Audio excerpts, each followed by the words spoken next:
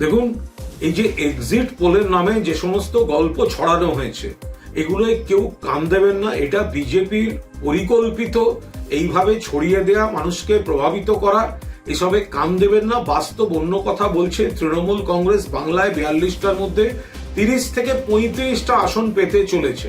তৃণমূল কংগ্রেসের যারা কর্মী, সংগঠক, সমর্থক রয়েছেন এবং বিশেষ করে কাউন্টিং এজেন্ট, সকাল থেকে দাঁতে দাঁত কামড়ে আপনারা থাকুন। এজেন্ট যারা আছেন তারা কাউন্টিং এ থাকুন, অন্য কিছুতে কান দেবেন না। মানুষ মমতাদের প্রার্থীদের, অভিষেকের প্রার্থীদের ভোট দিয়েছেন। 2 নম্বর হচ্ছে যারা সমর্থক, চারপাশে যারা টিভি দেখবেন, চারপাশের খবর পাবেন, খেয়াল রাখবেন এক একটা লোকসভায় গড়ে 7টা বিধানসভা কেন্দ্র থাকে। 7টা, গড়ে 7টা বিধানসভা কেন্দ্র থাকে। ফলে এমন কিছু খবর আসছে যেখানে হয়তো যে 2-4টেতে কিছু কোনো জায়গায় বিরোধীদের লিড থাকার কথা বা বিরোধীরা একটু ভালো করছে, সেইগুলো আগে কাউন্ট করিয়ে একটা তৈরি করার চেষ্টা হবে যে অমুক এগিয়ে। এগুলো মাথায় আনবেন না, কারণ পরে দেখা যাবে আর একটা কেন্দ্র খুললেই তৃণমূল সেটা মেকআপ করে লিড নিয়েছে, জিতে যাচ্ছে।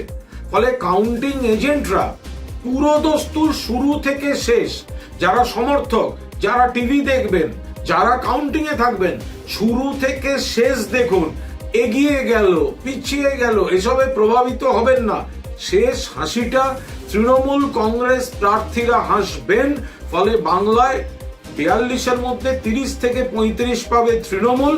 সেইভাবে প্রস্তুত থাকুক। মাঝপথে নানাভাবে বিভ্রান্তি ছড়াবার চেষ্টা হবে, সেসবে কেউ কান দেবেন না। শেষ অব্দি নজর রাখুন। বিজেপি, সিপিএম, কংগ্রেস এবং আর যারা বিরোধী আছে তারা তো মুখের উপর জবাব পেয়ে গেল। তার কারণ হচ্ছে যে বিরোধীরা যে সন্ত্রাসের অভিযোগ করছিল, নির্বাচন কমিশন সেই অভিযোগ পুরো উড়িয়ে দিয়েছে। বাংলায় অবাধ, শান্তিপূর্ণ ভোট হয়েছে।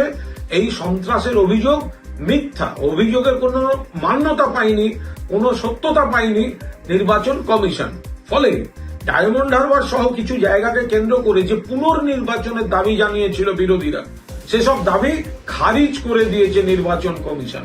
এবং নির্বাচন কমিশন যা বলেছে তাতে প্রমাণ হয়েছে যে বাংলায় তৃণমূল কংগ্রেসের সরকারে থাকাকালীন অবস্থায় সুন্দর, অবাধ, গণতান্ত্রিক পরিবেশ আছে এবং ভোট হলো।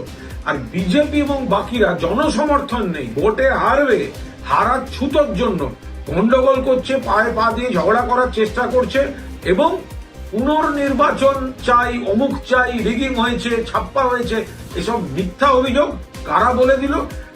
যে বিজেপি এতদিন আমাদের দিল্লির নির্বাচন কমিশন দেখাতো, তারাই বলে দিল এখানে অবাধ গণতান্ত্রিক নির্বাচন। মানে দেখ কেমন লাগে। আমাদের ভিডিও ভালো লাগলে লাইক এবং শেয়ার করুন। কমেন্ট সেকশনে গিয়ে জানান আপনাদের মতামত। আরও ভিডিও পেতে আমাদের চ্যানেল সাবস্ক্রাইব করুন এবং প্রতি মুহূর্তে খবরের আপডেট পেতে প্রেস করুন বেল আইকন।